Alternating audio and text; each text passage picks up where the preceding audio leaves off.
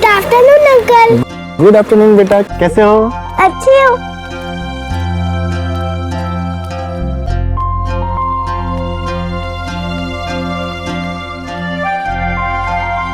मम्मा, मम्मा, मम्मा, मम्मा, मम्मा दरवाजा खोलो, भूख लगी है। मम्मा,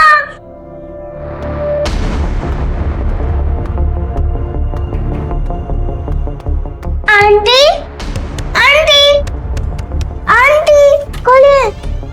क्या हुआ बेटा? मेरी मम्मी दरवाजा नहीं खोल रही, आप खोल दो ना। अच्छा तू रुक, मैं चाबी लेके आती हूँ अभी।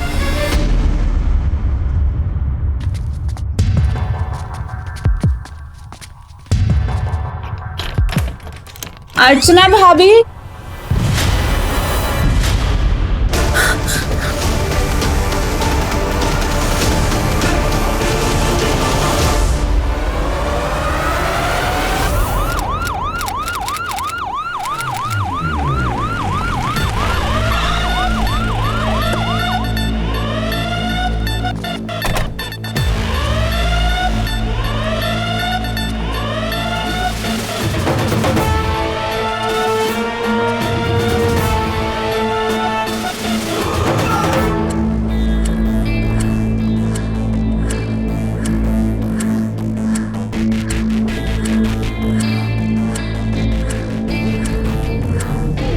पुनीत, अच्छे से चेक करो। यस राणा जी, आसपास जाके पूछताछ करो।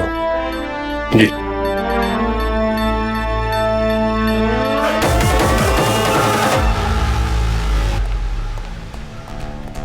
आप ही मिसेस डॉली हैं? हाँ जी, मैं ऊपर वाले फ्लैट में रहती हूँ। मैंने ही आपको कॉल किया था।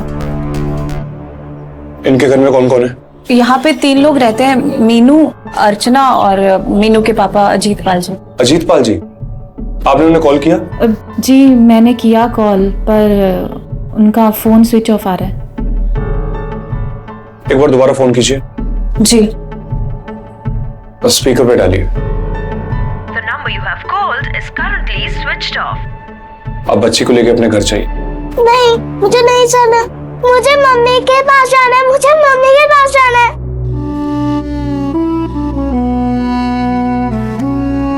बच्चे, आंटी अच्छी हैं, आप इनके पास जाइए, ठीक है?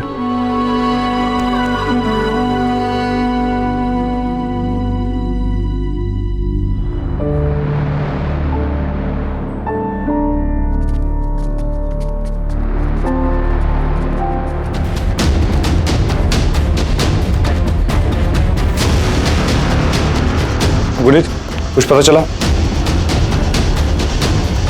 ये देखिए सर, ये तो किसी औरत के बाल लगते हैं। सर ऐसा लगता है कि विक्टिम और कातिल के बीच में पक्का छीना चपटी हुई होगी।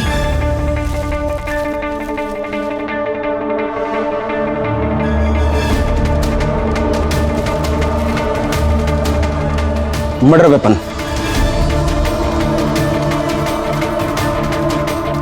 सर इनके गले को देखकर लगता है कि कातिल ने पीछे से वार किया और इस चाकू से उसका गला रेत दिया और अपने आप को बचाने के लिए कातिल के कुछ बाल इसके हाथ में रह गए।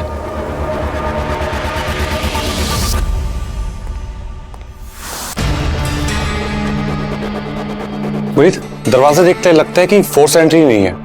मतलब या तो कातिल इनकी जान पहचान का होगा या फिर उसके पास पक्का कोई ना कोई चाबी रही होगी।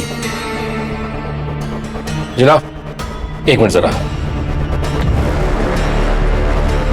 जनाब, ये बिल्डिंग का चौकीदार है सिंदर सिंह। इसका कहना है कि खून विजय पाल ने किया। कौन विजय पाल? साहब, अर्चना मैम के पति अजीत पाल का सौतेला भाई है विजय पाल। इन दोनों भाइयों में हमेशा झगड़ा हुआ करता है साहब। क्यों? साहब, इन लोगों का गांव में पुश्तैनी जमीन है और विजय पाल का कहना है कि अजीत साहब ने इनका जमीन धोखे से अपने नाम कर लिया सर। विजय को इस बात का बहुत गुस्सा आता था साहब। वो कई बार साहब से लड़ने के लिए यहाँ आता था और धमकी भी दिया करता था साहब। आज भी वो जबरदस्ती ही चला गया साहब।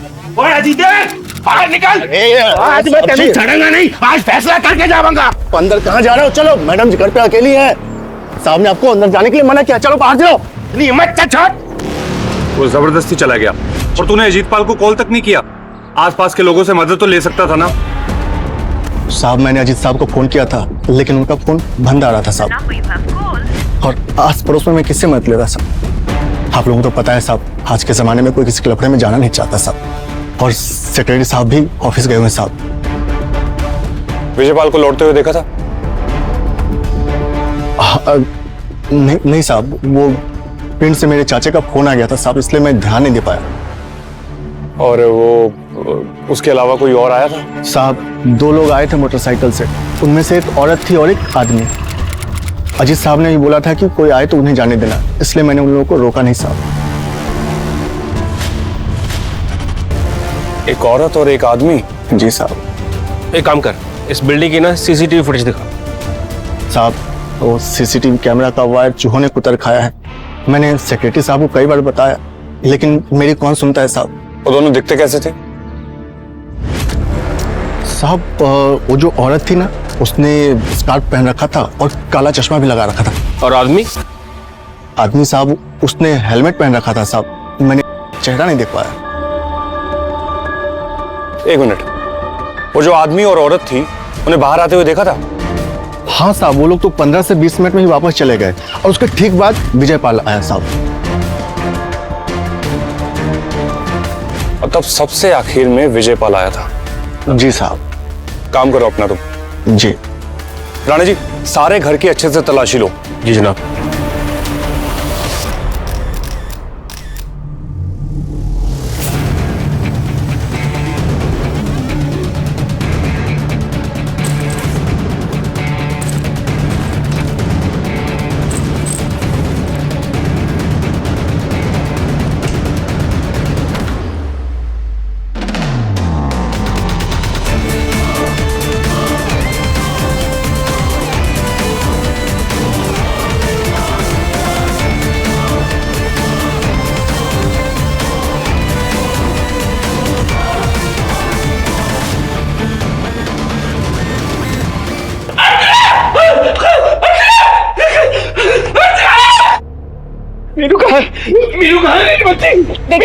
देखिए आपकी बच्ची बिल्कुल ठीक है, अब आपकी पड़ोसन डॉली के पास है, आप चिंता मत कीजिए उसकी। राणा जी देख के नीचे देख। अर्चना क्या बैठ आराम। मनोहर, बॉडी को पोस्टमार्टम के लिए भेजो और पता करो फोरेंसिक टीम कब तक आएगी। On the way sir.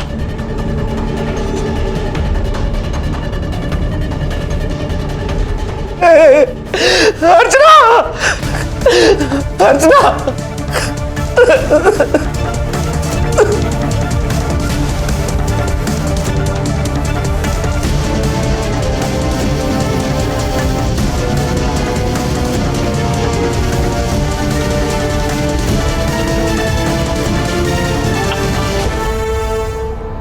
Ajitpal ji, आपका फोन स्विच ऑफ क्यों था?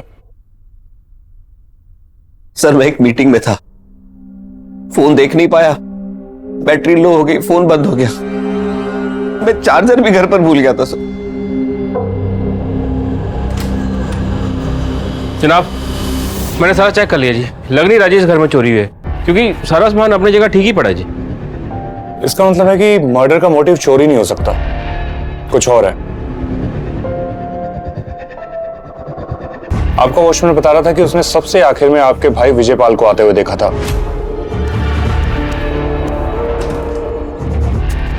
आपने उसे घर आने से मना क्यों किया हुआ है? क्योंकि 1 नंबर का आवारा लड़का है वो, गुंडा टाइप का। मेरे पिताजी ने जो संपत्ति मुझे दी थी उसको छीनना चाहता है वो सर, मेरा सौतेला भाई है सर। उसी ने मारा है मेरी बीवी को सर। इस प्रॉपर्टी के चक्कर में हम दोनों का झगड़ा भी हुआ था और उसने धमकी दी थी मुझे। मैं क्या तू कागज कितने भी संभाल के रख ले, लेकिन एक बात याद रखना, बाबूजी की जायदाद पर सिर्फ मेरा हक है और वो जमीन मैं हासिल करके रहूंगा। ऐसे कैसे हासिल कर लेगा तू? तेरी टांगे नहीं तोड़वा दूंगा मैं। आज के बाद मेरी जमीन और घर पर तूने पैर भी रखा ना तो मुझसे बुरा कोई नहीं होगा। विजय निकल यहाँ से, बड़ा आया मुझे धमकाने वाला, निकल।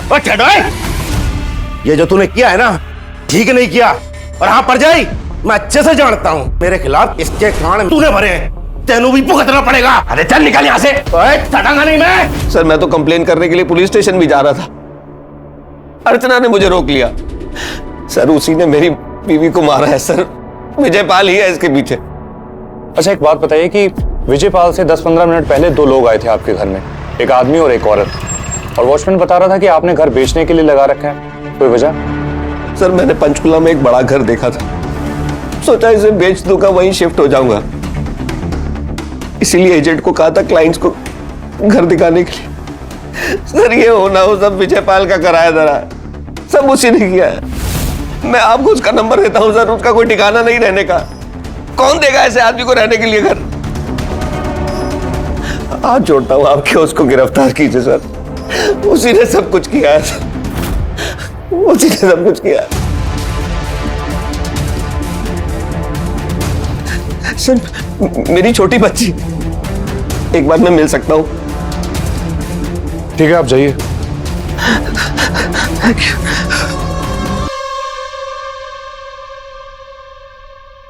इस अजीत पाल पे ना नजर रखो, ये जितना शरीफ बन रहा है ना उतना है नहीं है। और इसके सौतेले भाई को थाने बुलाओ। Yes sir.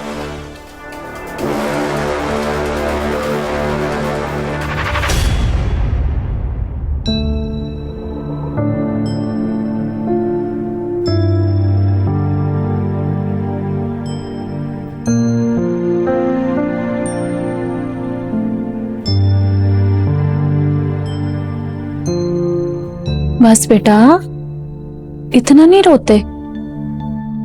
इधर देख, मैं हूं ना।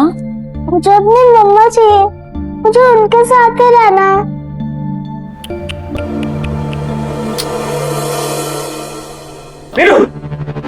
मेरी बच्ची, चल बेटा।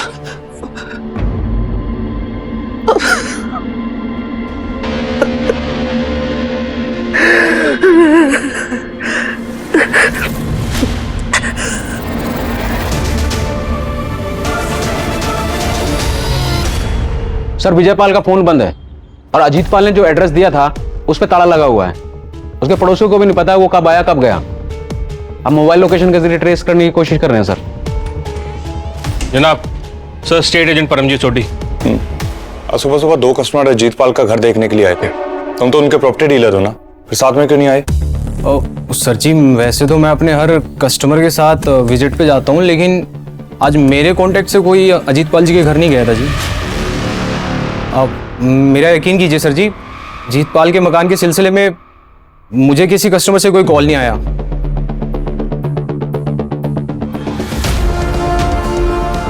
तो फिर वो कौन थे? सर जी अपने आप आए होंगे, क्योंकि सर इस एरिया में लगभग सभी को पता है कि अजीत पाल जी अपना मकान बेच रहे हैं। ठीक है, तुम जाओ। गुनीत, ये डॉली से पता करो अजीत और अर्चना का आपसी रिश्ता कैसा था। Yes sir.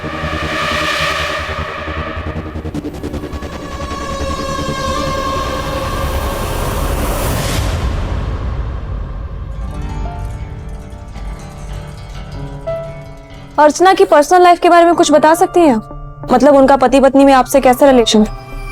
अब मैं क्या ही बताऊं मैडम जी, मियाँ बीवी के आपस में लड़ाई झगड़े रहते थे और ये बेचारी बच्ची, ये मासूम सी बच्ची उस लड़ाई झगड़े में पिसती रहती थी। अपनी जबान को लगाम दे वरना तुम मुझे मारोगे? मैं भी देखती तुम्हें कितनी हिम्मत है। तुमसे मतलब ये हमारे घर का मामला, निकली यहाँ से। अरे लेकिन ऐसे कोई लड़ता है क्या? हम अपने घर में जो चाय करें, चलो निकलो यहाँ। अरे बच्ची के साथ। कोई बच्ची नहीं है, मेरे घर का मामला, निकलो यहाँ से। अरे लेकिन ऐसे निकलो यहाँ से। ऐसे कोई लड़ता है क्या? जैसे गेट आउट। आज अर्चना के साथ इतना बड़ा हादसा हुआ और आपको कुछ भी पता नहीं चला? मतलब कोई आवाज नहीं सुनी आपने, कुछ चीखने चिल्लाने की? नहीं जी। कुछ तो सुना होगा आपने। मतलब ऐसे कैसे कोई दिन दिहाड़े आया और घर में मार के चला गया? वो एक्चुअली मैं मेडिटेशन करती हूँ ना ईयरफोन्स लगा के, शायद इसलिए आवाज नहीं आई होगी।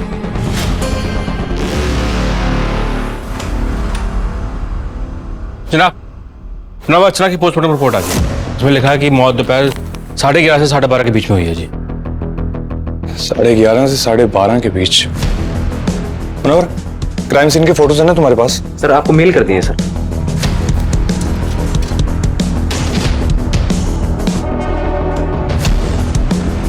सर अजीत पाल के कॉल रिकॉर्ड। और सर मर्डर वाले दिन उसका फोन 11:15 बजे तक ऑन था, उसके बाद स्विच ऑफ हुआ है।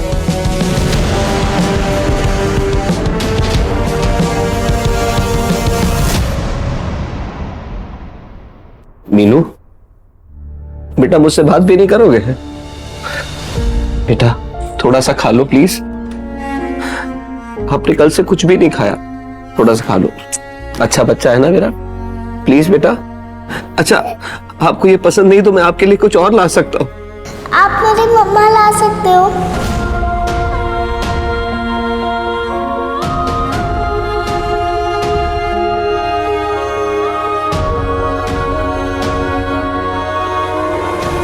सुनिए, मीनू को मेरे पास रहने दीजिए। आप अपने आप को संभालिए, मीनू को मैं संभाल लेती हूँ।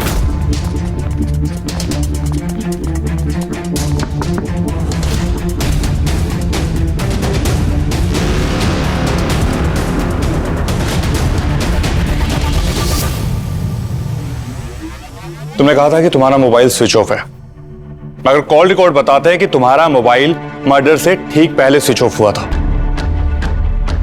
क्या ये सच है कि आपका और आपकी पत्नी का अक्सर झगड़ा हुआ करता था?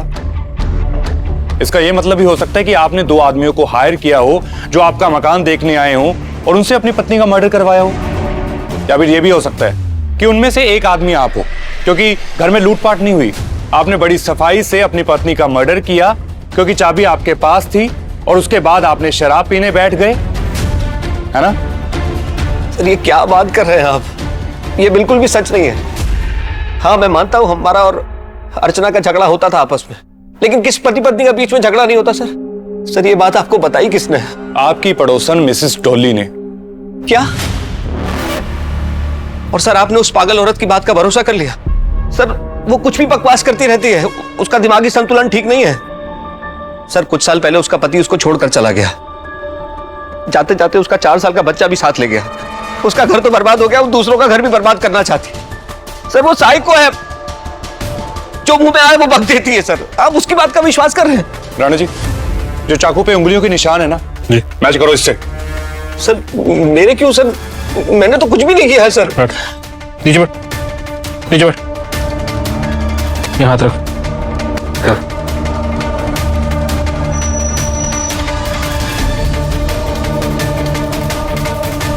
सच में सच कह रहा हूं, मैंने कुछ भी नहीं किया। पता चल जाएगा। तुम्हारी बच्ची घर पे अकेली है, सिर्फ इस वजह से तुम्हें छोड़ रहा हूं, लेकिन भागने की कोशिश मत करना क्योंकि पुलिस की नजर 24 घंटे तुम पे रहेगी। जाओ।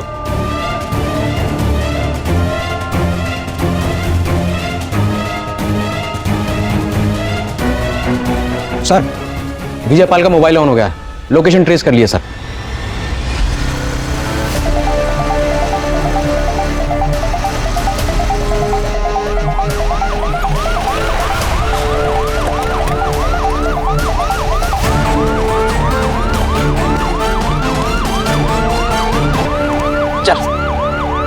गदर मचा रखा है तुमने, बैठ जल्दी।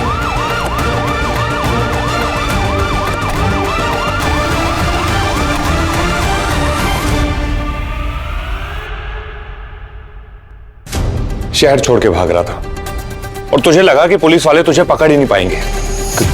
की गल कर रहे हो पाजी? मैं क्यों भागूंगा? अबे सच बोल, ये दिख रहा है मुंह पे मारूंगा, छप जाएगा एक में ही।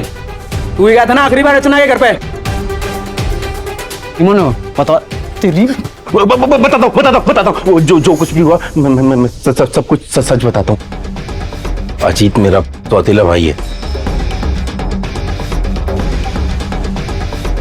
वो उसके और मेरे बीच प्रॉपर्टी का झगड़ा चल रहा है। वो मेरा फोन नहीं उठा रहा था, इसलिए गुस्से में मैं उसके घर गया। मैं उसी दिन मैटर रफा दफा करना चाहता था, लेकिन गार्ड ने मुझे अंदर जाने नहीं दिया।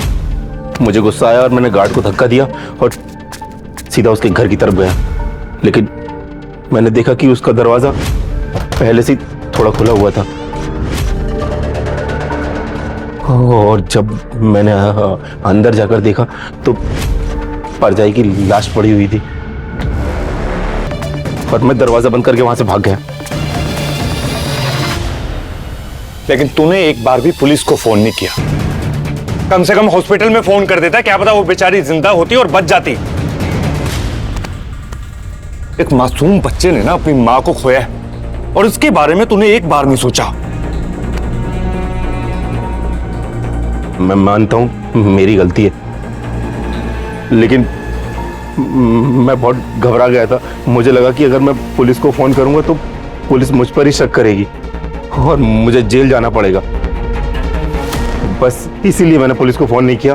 मेरा यकीन कीजिए, मैंने परजाई को नहीं मारा है। मेरी दुश्मनी सिर्फ अजीत से थी। मुनव्वर, इसका फोन चेक करो और जब तक फोरेंसिक रिपोर्ट नहीं आ जाती ना, इसे जेल के अंदर डालो और उसके बाद में सच अपने आप सामने आ ही जाएगा। ना भाई, फोन दिखा। यहाँ बैठ जा। सो फिलहाल हमारे पास 4 सस्पेक्ट हैं। अजीत पाल, उसका भाई विजय पाल और ये 2 अननोन लोग जो मर्डर वाले दिन उनके घर आए थे। सर, अगर हम मानते हैं कि घर में फोर्स्ड एंट्री नहीं हुई है तो सबसे बड़ा सस्पेक्ट तो अजीत पाल है कि घर की चाबी भी उसके पास थी और उसका फोन भी बंद था ताकि उसकी लोकेशन का पता ना चल सके। मीनू ने बताया था कि जब वो स्कूल से घर लौटी तो दरवाजा अंदर से बंद था। फिर वो चाबी लेने डॉली आंटी के पास गई। डॉली उसके साथ आई, उसने दरवाजा खोला। इसका मतलब है कि चाबी तो डॉली के पास भी थी।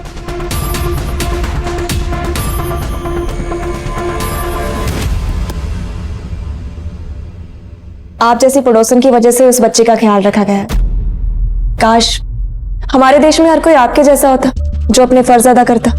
इसे इतनी आसानी से ये सब कैसे कर लेते हैं आप डॉली जी? अब क्या ही कहूं आपसे। बहुत सारे पेरेंट्स बच्चों को जन्म तो देते हैं पर उन्हें पालना पोसना बिल्कुल नहीं आता। जी बिल्कुल सही कहा आपने। मैं भी बस इसी सिलसिले में यहाँ आई।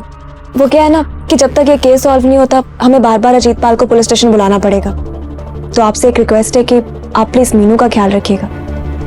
रखेंगी ना? ये भी कोई कहने की बात है? मीनू तो मेरी अपनी बच्ची के जैसी है। अच्छा चलिए अब मैं चलती हूँ। जी।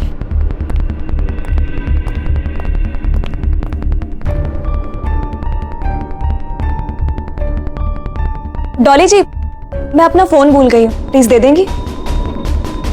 जी।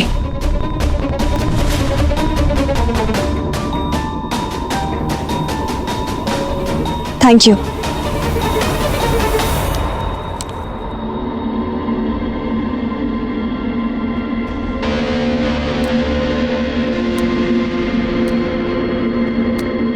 जनाब, मैं जाऊं?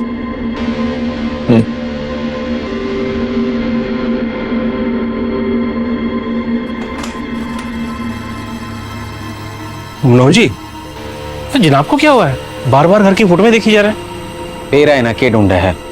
2 बार फुटेज देख ली। चलिए कोई बात नहीं, आप लोग अपना काम कीजिए।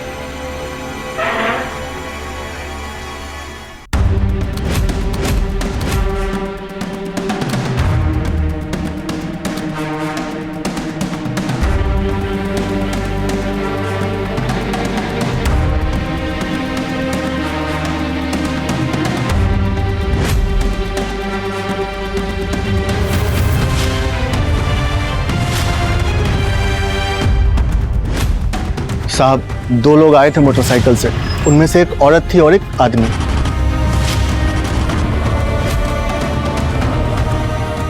गुनीत, मनोहर, राणा जी। सर, ये देखो, अर्चना के फोरहेड पे कोई निशान है? समझे कुछ?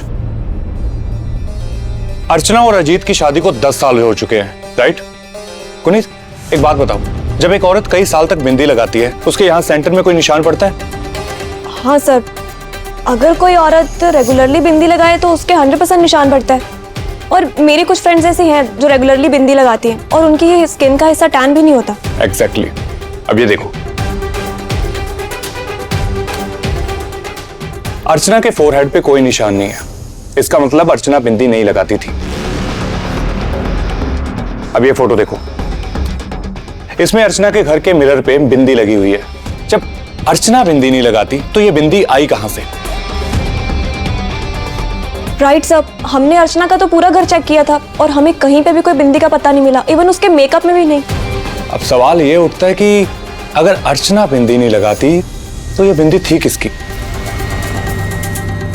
और अर्चना के हाथ में एक औरत के बाल भी थे, राइट? और इन्वेस्टिगेशन से ये बात पता चली है कि अर्चना और अजीत की आपस में बिल्कुल नहीं बनती थी। जनाब ऐसा भी तो हो सकता है कि अजीत का किसी और औरत के साथ अफेयर हो जो बिंदी लगाती हो। सब बिंदी तो डॉली भी लगाती है। सर ये भी तो हो सकता है कि अर्चना को उसके अफेयर का पता चल गया हो, इसी बात पर दोनों का झगड़ा हुआ और अजीत पाल ने उसका खून कर दिया। बिल्कुल हो सकता है, लेकिन पहले हमें यह पता लगाना होगा कि यह बिंदी है किसकी।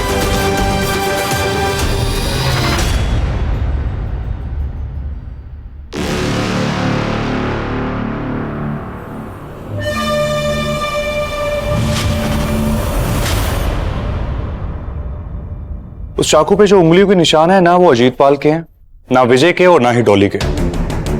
इसका मतलब है कि चाकू पे जो निशान है वो दो अनजान लोगों में से किसी एक के हैं जो उस दिन घर देखने आए थे।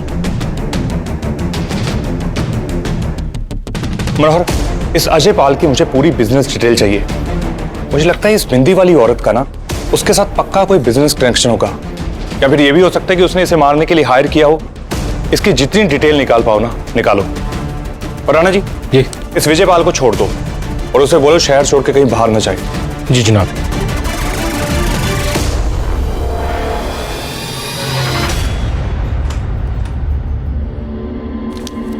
सर अजीत पाल के बैंक डिटेल में एक ट्रांजैक्शन थोड़ी अजीब है। वो हर बुधवार होटल से खाना मंगवाता था। पर इसमें अजीब क्या है? सर ये ढाबा उसके घर से काफी दूर है। वो रहता जीरकपुर में है, दुकान उसकी मोहाली में है, और रोपड़ के पास बिनीदा ढाबा से हर बुधवार वो खाना मंगवाता था। और ये खाना डिलीवर कहां पे होता था? सर नाम तो मुझे याद नहीं है, मगर हाँ हर बुधवार को एक फिक्स एड्रेस पर एक फुल तंदूरी का ऑर्डर मैं लेके जाता था। इतना अच्छे से क्यों याद है? हफ्ते में सिर्फ बुधवार को खाना मंगाएगा और एक ही डिश मंगाएगा, तो ये बात तो अजीब लगेगी ना सर। मुझे तो आज तक ये समझ नहीं आया कि वो हर बुधवार को ही फुल तंदूरी क्यों खाता था। एड्रेस बता राणा जी। जी सर, रोपड़ मकान नंबर 422। इसको जानते हो? हाँ सर जी, यही तो था, और ये टिप बड़ी अच्छी देता है। अच्छा किसी औरत को देखा था वहां जो बिन्नी लगाती हो? नहीं सर जी, क्योंकि ये तो घर की एंट्री पे ही मिलता था और डिलीवरी ले जाता था। घर के अंदर कौन था ये तो मुझे नहीं पता। ठीक है जा। ठीक है सर। मनोहर जी, यहाँ गुनीत मैडम की जरूरत पड़ेगी।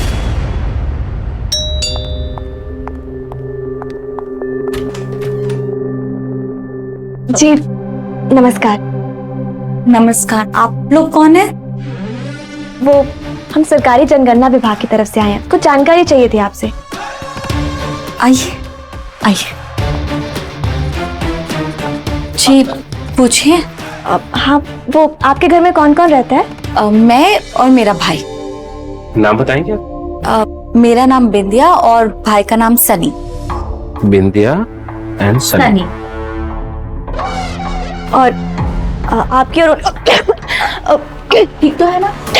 जी पानी मिल सकता है प्लीज?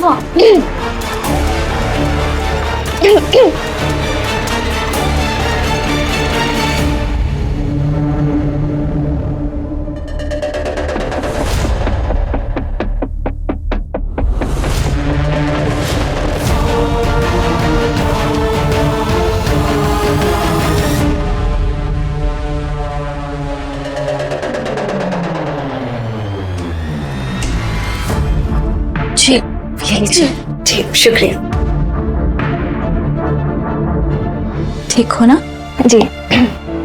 और क्या पूछना था आपको?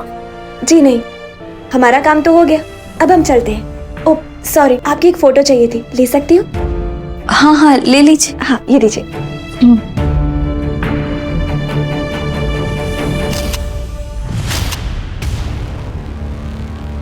देखो अर्चना के घर के यही औरत आई थी उस दिन।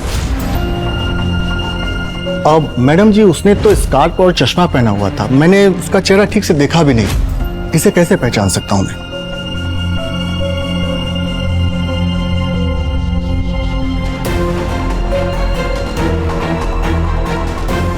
अब देखो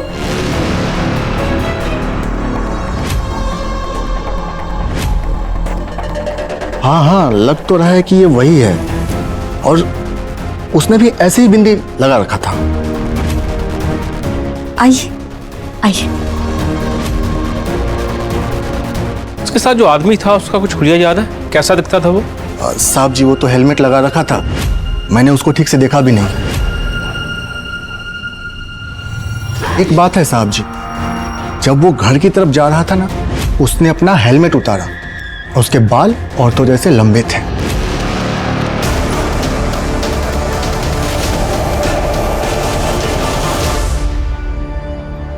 सीडीआर की रिपोर्ट आई? हाँ सर, वो निकाल रहे हैं। सर, फोरेंसिक की अगली रिपोर्ट आ गई। अर्चना के हाथ में जो बाल मिले थे वो किसी औरत के नहीं बल्कि किसी आदमी के। इसका मतलब है कि वॉचमैन सही कह रहा था, उसके बाल औरतों जैसे लंबे थे। राणा जी, अपने खबरियों को काम पे लगाने का टाइम आ गया। जी जनाब।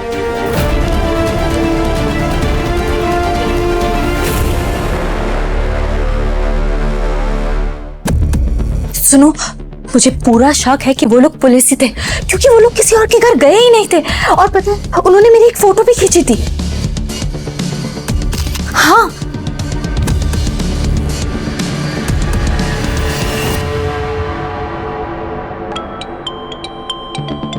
हाँ बशीर बोल। क्या? चल ठीक है, तू नजर रख। जनाब, मैंने अपने खबरी को ना बिंदिया के घर के पास नजर रखने के लिए बोला था। उसने अभी बताया कि लंबे से बालों वाला इंसान बड़े से सूटकेस के साथ उसके घर में गया। मुझे तो लग रहा भागने की फिराक में। Let's go. तीनों लोक में नजर गड़ी है, जिगर है ज्वाला धड़क पड़ी है। तीनों लोक में नजर गड़ी है, जिगर है ज्वाला धड़क पड़ी है। यदा कदा कभी जहर घड़ी है, बन के जहरिए बरस पड़ी है।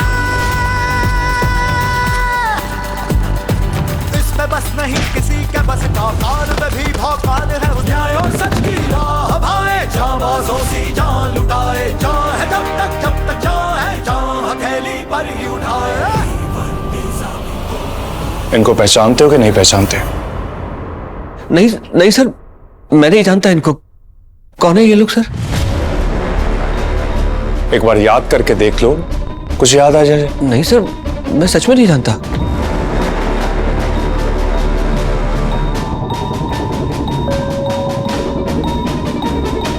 एक आखिरी बार पूछ रहा हूं, इनको पहचानते हो या नहीं पहचानते? सर मैं सच बोल रहा हूं, मैं नहीं जानता सर। कौन है ये लोग?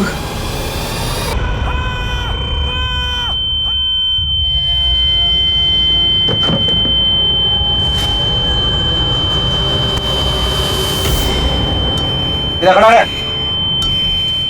कुछ याद आया? कुछ याद आया?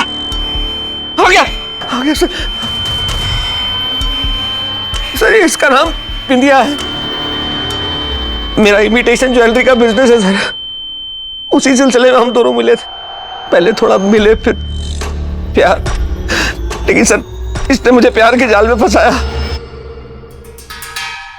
मेरी वाइफ अपनी बेटी के साथ मायके जाना चाहती थी शादी के लिए। पता नहीं सर ये बात इसको कैसे पता चल गई बातों बातों में। इसने मुझे फोन करके मेरे घर पे आने की जिद की। मैंने आने दिया सर, और फिर हम दोनों के बीच में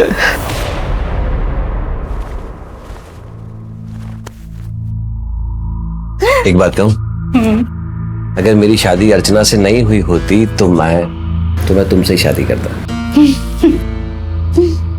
लेकिन अब इसका कोई फायदा नहीं है। अब तो ये रिश्ता ऐसे ही चलेगा, मजबूरी है ना। क्यों? ये घर तो तुम्हारे नाम होगा ना? हाँ मेरा ही है, लेकिन सोच रहा हूँ इसको बेच दूं, कहीं और इन्वेस्ट करना है। कितने का होगा ये घर? 4 से 5 करोड़। अच्छा सुनो, अगर सच में अर्चना तुम्हारी जिंदगी में ना हो तो क्या तुम मुझे अपना लोगे? मगर ऐसा कैसे हो सकता है? तुम भी ना।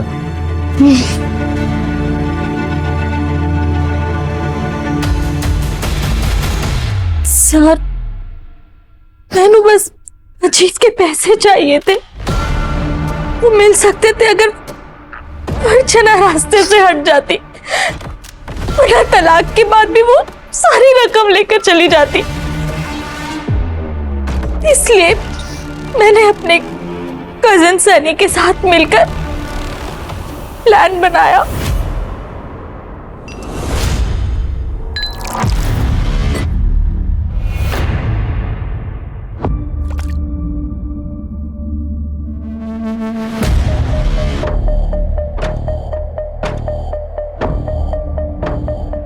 Thank you. चीयर्स।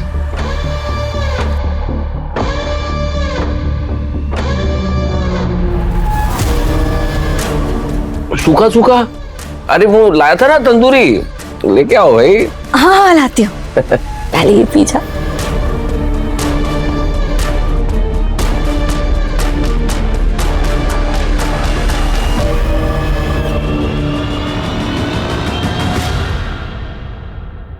तुमने इसकी बीवी को मारने से पहले इसे सुला दिया। क्या तुम लोग इसे भी मारना चाहते थे? नहीं सर, हमें डर था,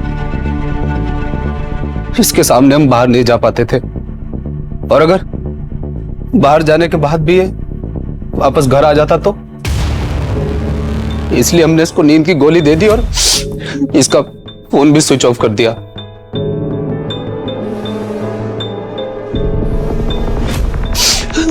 हाँ सर, हम वहां गए थे। हमने वॉचमैन से कहा कि हमें मकान देखना है। उसने हमसे कुछ डिटेल पूछनी शुरू की, लेकिन हमने उससे कहा कि हमें ऑलरेडी अजीत के थ्रू ये सब चीजें मालूम है, हमें बस तू मकान दिखा, हमें इसे जल्द से जल्द इसे खरीदना है। वो वॉचमैन ने हमें जाने दिया। हेलो जी, हाय। वो अजीत पाल जी ने घर देखने के लिए कहा था। हाँ जी, आइए आइए आइए। हेलमेट यहाँ रख दूं? हाँ जी रख दीजिए। देखा, घर पे कोई नहीं था, घर पे सिर्फ अकेली अर्चना थी।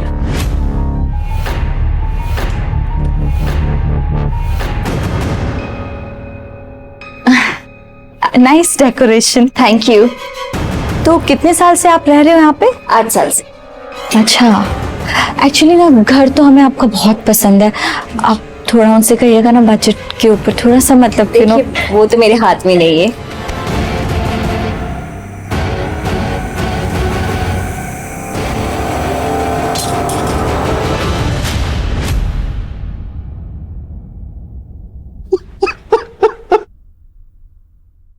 और सर, जैसे ही वो मर गई, हम दोनों वहां से भाग निकले। और तेरे बाल अर्चना के हाथ में। सर, आपको मेरे बारे में कैसे पता लगा? मैं बताती हूँ तुझे।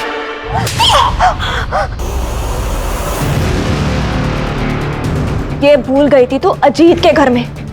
तेरी बिंदी, अर्चना तो बिंदी लगाती ही नहीं, तो उसके घर में बिंदी कहां से है? मैं भी आती हूँ।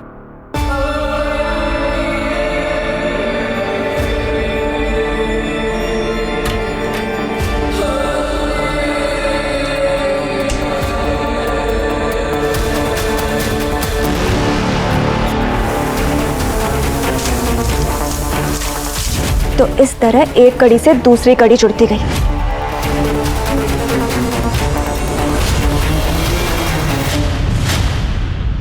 और हम तुझ तक पहुंच गए, समझी?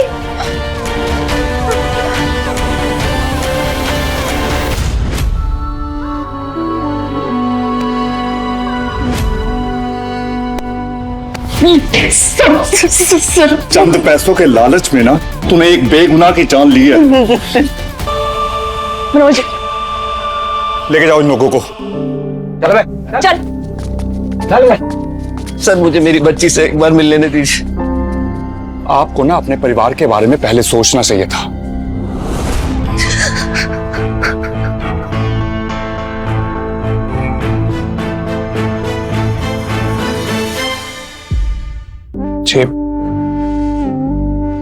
मैंने अपना नंबर ना डॉली आंटी को दे दिया है। आपको जब लोड होगी ना मुझे कॉल करना। आपको पता है आपके मम्मा हमेशा आपके साथ हैं। इस वक्त ना आपके मम्मा ऊपर बाबा जी के पास हैं, वहां से आपको देख रहे हैं। आप यहाँ पे हैप्पी रहोगे ना, वो वहां पे हैप्पी रहेंगे। आप अपनी मम्मा को खुश रखोगे ना? हाँ जी, मैं अपने मम्मी को बहुत खुश रखूंगी। I love you mama. Dolly aunty भी मुझे बहुत प्यार करती है।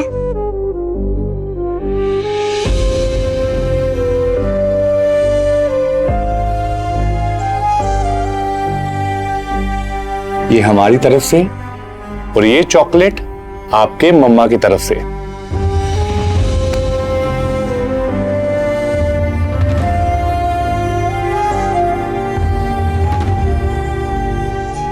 सर मुझे माफ कर दीजिए,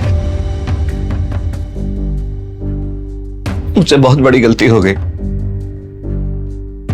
सर मैं आपको यकीन दिलाता हूं कि अब से मीनू से इंपॉर्टेंट और मेरी जिंदगी में कुछ भी नहीं रहेगा। मैं एक अच्छा पति तो नहीं बन सका, लेकिन एक अच्छा पिता बन के जरूर दिखाऊंगा। शायद ऐसा करके मैं अर्चना को सच्ची श्रद्धांजलि दे सकूं। Bye bye.